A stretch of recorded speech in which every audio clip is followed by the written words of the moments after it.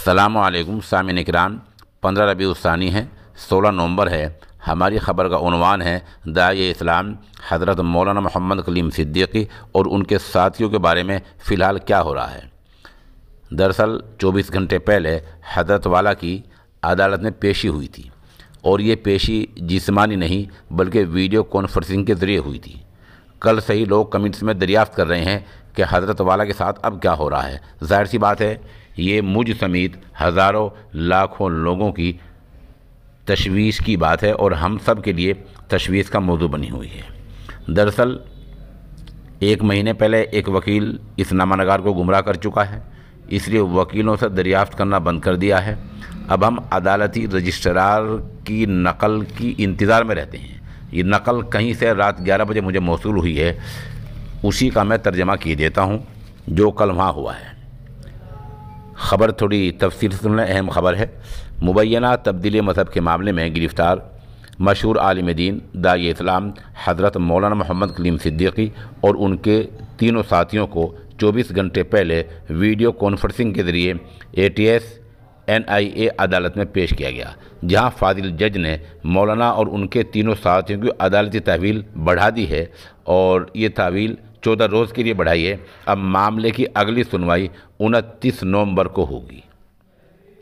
ان کے ساتھ میں حافظ ادریس قریشی ہیں اور محمد آصف ہیں اور سلیم ہیں۔ اس طرح حضرت والا کے یہ ساتھی ہیں۔ ان سب کی سماعت، معاملے کی سنوائی اگلی 29 نومبر کو ہوگی۔ وجہ اس کی یہ بتائی گئی ہے کہ ابھی تک پولیس نے چارج شیٹ پیش نہیں کی ہے، گرچہ دستور ہند یہ کہتا ہے کہ وکیل لوگ اگر چاہیں تو سب مل کر صلاح و مشورے کے ساتھ چارج شیٹ سے پہلے بھی ضمانت کی درخواست دے سکتے ہیں، لیکن عام طور پر وکیل لوگ ایسا نہیں کرتے ہیں۔ آپ کو پتہ ہی ہے کہ اس تبدیلی مذہب اور ناجائز فنڈنگ کے معاملے میں، ناجائز فنڈنگ کا مطلب یہ ہے کہ پیسے کہیں سے منگائے اور ان کا صحیح استعمال نہیں دکھایا جا سکا ہے۔ مظفر نگر کے عالم دین مولانا محمد کلیم صدیقی اور ان کے ساتھیوں کو گزشتہ 20 ستمبر کی رات کو حراست میں لیا گیا تھا۔ اس کے بعد ATS کی ٹیم نے مولانا محمد کلیم صدیقی کی گرفتاری کی بات 21 ستمبر کو لکھنؤ میں ایک پریس کانفرنس میں تسلیم کی تھی اور تفصیل سے بتایا تھا۔ بہرحال ابھی تک ATS نے مولانا کلیم صدیقی، عمر گوتم اور ان کے بیٹے عبداللہ اور مفتی جہانگیر قاسمی سمیت 17 ملزمین کو اس بارے میں گرفتار کر کے جیل بھیجا ہے۔ ATS کی جانب سے اب تک 10 ملزموں کے خلاف عدالت میں چارج شیٹ داخل کی جا چکی ہے، جبکہ 7 کے بارے میں ابھی تک چارج شیٹ داخل نہیں کی گئی ہے۔ ہم اس بارے میں وضاحت کرنا چاہیں گے کہ جب داعی اسلام مولانا محمد کلیم صدیق کا نام آتا ہے اور ان کے ساتھ لفظ ملزم ہمیں قانون کی اصطلاح خبر پوری کرنے کے لیے کہنا پڑتا ہے تو دکھ ہمیں بھی ہوتا ہے، کیونکہ ہمارا ماننا یہ ہے کہ داعی اسلام ملزم بھی نہیں ہے۔ وجہ اس کی ہے کہ ان کی پوری زندگی بہت صاف ہے، بہت شفاف ہے، اور وہ 24 گھنٹے میں کیا کیا کرتے ہیں اس سب کا ایک کو نہیں لاکھوں لوگوں کو پتہ ہے۔ وہ کب اٹھتے ہیں، کب بیدار ہوتے ہیں، کب نماز پڑھتے تھے، کب اللہ کا ذکر کرتے تھے، کب تلاوت کرتے تھے، کب لوگوں کو بیعت کرتے تھے، کب وہ دعوت تبلیغ کا کام کرتے تھے، کب کھانا کھاتے تھے۔ یہ ایک آدھ آدمی کو نہیں، سینکڑوں کو نہیں، ہزاروں کو، لاکھوں لوگوں کو پتہ ہے۔ ان کی پوری زندگی بہت صاف ہے، بہت شفاف ہے۔ بہرحال قانون کے تحت جو کچھ ہو رہا ہے اس کو ماننا پڑتا ہے، اور وہ سب ہو رہا ہے۔ آپ سب لوگوں سے دعا کی خاص طور سے درخواست ہے۔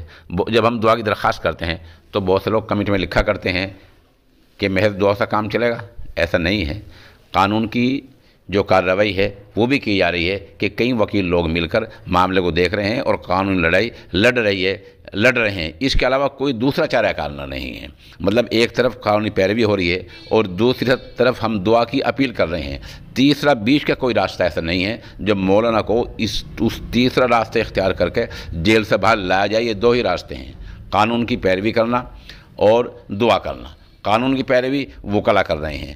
اگر فریق کو وکیلوں پر شبہ ہے تو وکیل بدلے جا سکتے ہیں، لیکن فی الحال بتایا جا رہا ہے کہ وکلا صحیح سمت میں کام کر رہے ہیں۔ اب آپ سب لوگوں سے خاص طور پر دعا کی درخواست ہے۔ مولانا کے جو پیروکار ہیں ان میں ہم لوگ بھی شامل ہیں۔